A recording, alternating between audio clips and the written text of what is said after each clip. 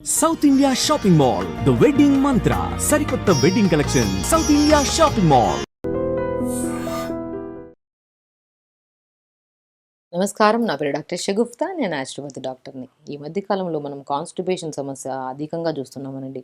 చిన్నపిల్లలలో ప్రత్యేకంగా మా పిల్లోడు 2 డేస్ అయింది మోషన్‌కెళ్ళి, 1 వీక్ అయిందని చెప్పడంలో కూడా ఆశ్చర్యపోవాల్సిన అవసరం లేదు. ఎందుకంటే అలాంటి కేసెస్ ఈ మధ్య ఎక్కువ వస్తున్నాయి మన దగ్గరికి. సో, ఎందుకు ఈ కాన్‌స్టిపేషన్ ప్రాబ్లమ్ అధికంగా అవుతుంది? ఈ మలబద్ధకం అంటారు. ఎందుకు అధికంగా అవుతుంది? అసలు మలబద్ధక సమస్య ఏ అలవాట్ల వల్ల వస్తుంది? సో, దీనివల్ల ఇది సమస్య ఉంటే ఎలాంటి కాంప్లికేటెడ్ డిసీజెస్ వస్తాయి? నిజంగానే డిసీజెస్ వస్తాయండి. ఇప్పుడు మనము ప్రతిరోజు మల విసర్జన జరగాలి. సో, ఎవ్రీడే మోషన్‌కెళ్ళాలి. అది కూడా 2-3 మినిట్స్‌లో పేగులో ఉన్న ఫ్లష్ అంతా క్లీన్‌గా ఎలిమినేట్ చేయాలి. ఈ చెత్త అంతా ఎలిమినేట్ అవ్వకుండా అలా పేగుల్లో ఉండిపోవడం వల్ల, దానివల్ల శరీరం అంతా స్మెల్ రావడము, పింపుల్స్ రావడము, హెయిర్ ఫాల్ అవ్వడము, ఆ బాడీ కూడా అనీజీగా, లెథార్జిక్‌గా మారిపోతది. ఇప్పుడు నిజమే కదా! మనం ఒక రూమ్‌ని మంచిగా క్లీన్‌గా ఉంచుకుంటే హ్యాపీగా ఇంట్లోకెళ్ళి హ్యాపీగా ఉండగలుగుతాం. సో, లేదు ఆ రూమ్ అంతా చెత్తగా ఎప్పటినుంచో పేరేసిన వండిన వంటలు గానీ, లేదంటే కట్ చేసిన వెజిటబుల్ స్మెల్ అదంతా అక్కడే ఉందనుకోండి. 4 రోజుల తర్వాత ఆ రూమ్‌లోకెళ్తే ఒక విచిత్రమైన స్మెల్ వస్తది. మనం ఆ రూమ్‌లోకి ఎంటర్ అవ్వడానికి కూడా ఇబ్బంది పడతాం. అలాగే ఎగ్జాక్ట్‌లీ మనం తిన్న ఫుడ్ ఫ్రెష్ ఫుడ్ తింటాము. దాంట్లో ఏదైతే మనకి ఎలిమినేట్ అవ్వాలో ఆ ఎలిమినేషన్ అంతా పేగుల్లోకొచ్చి పేరుకుపోతది. ఆ పేరుకుపోయింది మనం నీట్‌గా ప్రతిరోజు మార్నింగ్ ఎలిమినేట్ చేయాలి. ఆ ఎలిమినేట్ చేయకుండా 2, 3 రోజుల నుంచి ఆ పేగుల్లో పేరుకుపోయిన దాన్ని ఉంచి ఆ పేగులంతా స్మెల్ వచ్చేస్తాయి. ఆ పేగులు కనెక్ట్ అయ్యి ఉండేది స్టమక్. స్టమక్‌కి కనెక్ట్ అయ్యి ఉండేది ఈసోఫేగస్. ఈసోఫేగస్ కనెక్ట్ అయ్యి ఉండేది నాలుక. చూసారా సిస్టమ్. సో, ఒకసారి పేగుల్లో పేరుకుపోయిందనుకో 2 రోజుల తర్వాత ఆ స్టమక్ అంతా స్మెల్ వచ్చేస్తది. స్టమక్ నుంచి ఆహారం స్మెల్ వస్తది. అక్కడి నుంచి మన నాలుక దగ్గర నుంచి స్మెల్.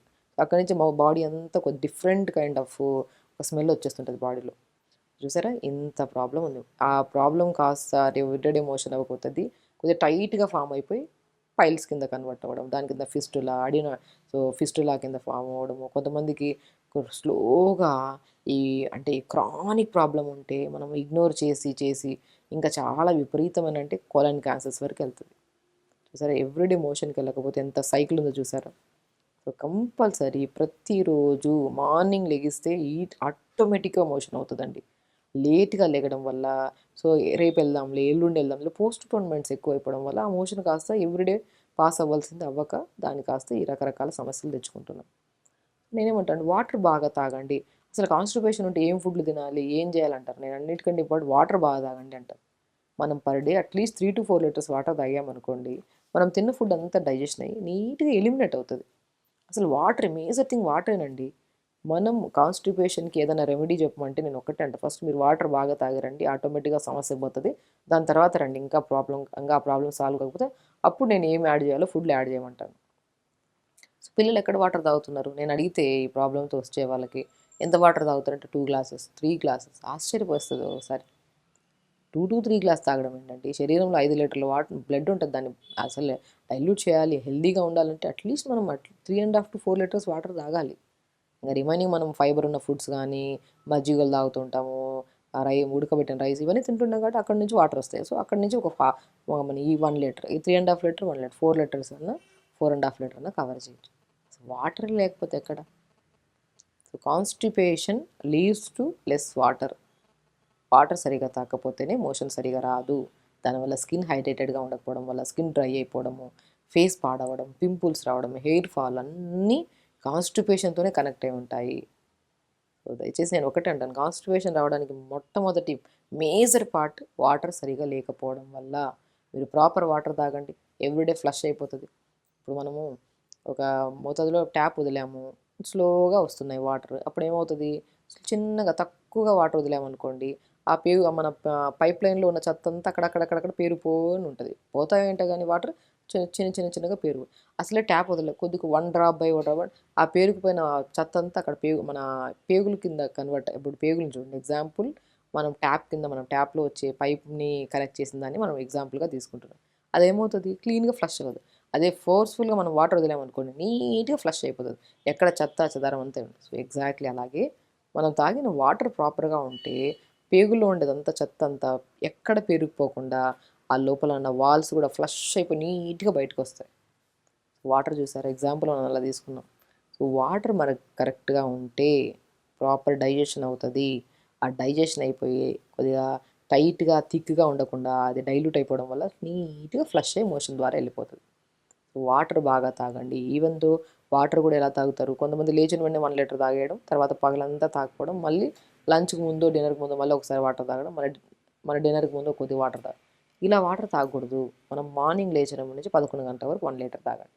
11 గంటల నుంచి 2 గంటల వరకు 1 లీటర్ తాగండి. సో డివైడ్ చేయండి కొద్ది 2 నుంచి 4 వరకు 1 లీటర్. ఇక్కడ చాలా ఇంపార్టెంట్. మనం లంచ్ 12:30 to 1 తింటామా, సో దాని తర్వాత ఒక హాఫ్ అన్ అవర్ తర్వాత నుంచి వాటర్ తాగడం స్టార్ట్ చేయాలి.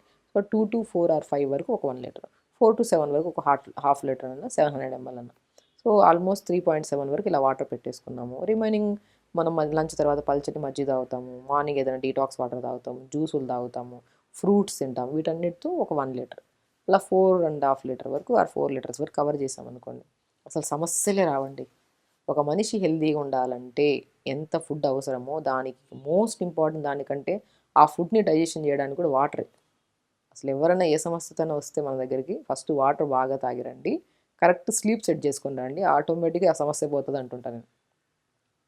సో ప్రాపర్ వాటర్కి చాలా ఇంపార్టెన్స్ అండి. అది ఈవెన్ దో నేను వాటర్ కూడా చెప్తుంటాను, ఈ మధ్య వాటర్ కూడా చాలా డిఫరెంట్ వస్తున్నాయి, అసలు వాటర్ కూడా అసలు కెమికల్స్ వచ్చాయని కలుపుతున్నారంట. నేను ఏమంటానంటే మనం రాగిది కానీ మన బింది కానీ లేదంటే మట్టి కుండ కానీ తెప్పించుకోండి.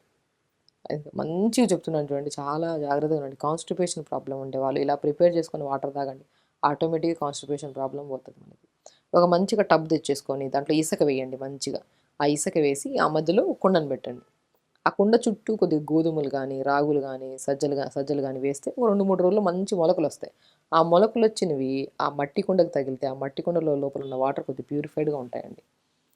పాతకాలంలో అలాగే తాగేవాళ్ళే. అందుకని అసలు ఏ మినరల్స్ డెఫిషియన్సీస్ వాళ్ళకు ఉండేవి కాదు, ఏ నరాల బలహీనతలు, తిమ్మర్లు, కాన్స్టిపేషను, ఇంకా రక్తహీనత సమస్యలు, ఐరన్ తగ్గడాలు ఏమి ఉండేవే కాదు. బికాస్ ఇలా వాటర్ తాగేవాళ్ళు. రాగి చెంబులో కొంతమంది తాగేవాళ్ళు, ఇలా మట్టి కుండలో వాటర్ తాగేవాళ్ళు, అందరూ హెల్తీగా ఉండేవాళ్ళు. ఇప్పుడు రకరకాల మిషన్స్ వచ్చేసాయి, రకరకాల ప్యూరిఫైడ్లు ఇవన్నీ వచ్చేసాయి. ఇంతకుముందు అసలు ఉండేవే కాదు అవి. మనం చెరువుల్లోకి వెళ్ళేసి కూడా ఇలా తాగేవాళ్ళు చాలామంది. ఇప్పుడు ఎందుకు అంత ప్రాబ్లమాటిక్ అవుతుందంటే, సో కెమికల్స్ అండి అంత. సో మనం ఇంట్లో హ్యాపీగా మనం పాతకాలం పద్ధతి, ఒక మంచిగా మట్టి కుండ తెచ్చుకొని చుట్టూ గోధుమలు వేయండి, చుట్టూ రాగులు వేయండి. ఆ గోధుమ గడ్డి ఇంకా మంచిది. ఆ గోధుమ గడ్డిని కొద్దిగా కట్ చేసి డైలీ మనం మట్టి గుడ్డు చుట్టూ వేస్తాం కాబట్టి వారానికి ఒకసారి కానీ 10 daysకి ఒకసారి కానీ ఆ మొత్తం తీసి మళ్ళీ గోధుమలు వేయండి. ఆ గోధుమ గడ్డి వస్తుందా, ఆ గోధుమ గడ్డి కొద్దిగా కట్ చేసుకొని మనం సొరకాయ జ్యూస్ కానీ కీరా జ్యూస్ కానీ తాగుతుంది, ఆ గోధుమ గడ్డి కూడా యాడ్ చేసుకొని జ్యూస్ తాగండి. మోషన్కి ఇంకా అద్భుతంగా పనిచేస్తుంది కీరా జ్యూస్ కానీ విత్ గోధుమ గడ్డితో వేసిన జ్యూస్. సో మనము క్యారెట్ జ్యూస్ కానీ సొరకాయ జ్యూస్ కానీ తాగితే ఇంకా మోషన్కి చాలా మంచిది. అండ్ పేగులు కూడా ఇంకా స్ట్రాంగ్గా ఫామ్ అయిపోయి మంచి బీట్రూట్ విత్ గోధుమ గడ్డి జ్యూస్ కూడా అద్భుతంగా పనిచేస్తుంది. మంచి బ్యాక్టీరియా ఫామ్ అయిపోయి పేగులు ఇంకా హెల్తీగా ఉండడానికి. మనము ప్రిపేర్ చేసిన వాటర్ కుండలో మనం ఆ మట్టి కుండలో చుట్టూ వేసిన గోధుమ గడ్డిని కూడా జ్యూస్ రూపంలో కూడా వాడచ్చు. మనం ఇంట్లో ప్రిపేర్ చేసుకున్న గోధుమ గడ్డిని మనం జ్యూస్ రూపంలో వాడితే ఇంకా మంచి న్యూట్రిషనల్ ప్రాబ్లమ్స్ రాకుండా హెల్తీగా ఉంటాం. నరాల తిమ్మిర్లు, బలహీనతలు రావు. అదే పాయింట్లో మట్టి కుండలో వాటర్ తాగుతున్నాం కాబట్టి అసలు కాన్స్టిపేషన్ ప్రాబ్లం ఉండదు. సో సమస్య అనేది దేని వల్ల వస్తుంది అనే దాని గురించి మనం మాట్లాడుకుంటే, అసలు ప్రాపర్గా వాటర్ తాకపోవడం వల్లే కాన్స్టిపేషన్ వస్తుంది. ఇది కూడా సమ్మర్ స్టార్ట్ అయింది కాబట్టి మట్టి కుండలో వాటర్ ప్రాపర్గా తాగండి. ఇంకా జ్యూసెస్ విషయానికి వస్తే కొద్దిగా సొరకాయ, చిన్న అల్లం ముక్క, కొద్దిగా గోధుమ గడ్డి ఒకరోజు బీట్రూట్, గోధుమ గడ్డి కొద్ది, చిన్న పుదీనాకులు 4-5 వేసి జ్యూస్. ఈ జ్యూసెస్ కూడా మస్క్ మిలన్ జ్యూస్ కూడా అద్భుతంగా పనిచేస్తుంది. కర్బూజా అంటారు కదా, తర్బూజా, అది కూడా మంచిగా పనిచేస్తుంది కాన్స్టిపేషన్. ఇలా మంచిగా ప్రిపేర్ చేసుకొని జ్యూసెస్ తాగండి. కాన్స్టిపేషన్ ప్రాబ్లం మనమే చేతులారా తెచ్చుకున్న సమస్య. దాన్ని పోగొట్టుకోవాలంటే హ్యాపీగా ఇలాంటి వాటర్స్ బాగా తాగుతుంటే సమస్య ఆటోమేటిక్గా పోతుంది. కాబట్టి కాన్స్టిపేషన్ ప్రాబ్లమ్ని అలా అరే పెద్ద సమస్య అనుకోకుండా దాన్ని వాటర్ బాగా తాగితే కూడా పోతుంది. వాటర్తో పాటు ఈ జ్యూసెస్ తీసుకోవడం, ఫైబర్ ఫ్రూట్స్, జామకాయలు తీసుకోవడము, మస్క్ మిలన్ ఫ్రూట్స్, దానిమ్మకాయలు కూడా మంచిగా అద్భుతంగా పనిచేస్తాయి. ఇవన్నీ తీసుకుంటూ ప్రతిరోజు యోగా చేసుకుంటూ తొందరగా పడుకుంటే సమస్య రాదు. అసలు తొందరగా పడుకొని తొందరగా లేస్తే ఆటోమేటిక్గా వాటర్ ప్రాపర్ తాగితే పొద్దునే బిల్లు కొట్టినట్టు దిగి వెంటనే బెడ్ నుంచి 2 minutes మోషన్ ఫ్లష్ చేసి బయటకు వచ్చేస్తారు. కాబట్టి సమస్య అనేది మనం తెచ్చుకుంటున్నామా మన చేతులారా, లేదంటే నీళ్ళు తాకపోవడం వల్ల, లేట్గా లేకడం వల్ల, సంథింగ్ ఏదో ఫిజికల్ యాక్టివిటీ లేకపోయి 3 సెట్ చేసుకుంటే ఆటోమేటిక్గా ఈ సమస్య కాదు ఏ సమస్య రాదు మనకి. సో కాబట్టి హెల్తీగా ఉండండి, హ్యాపీగా ఉండండి. నమస్కారం.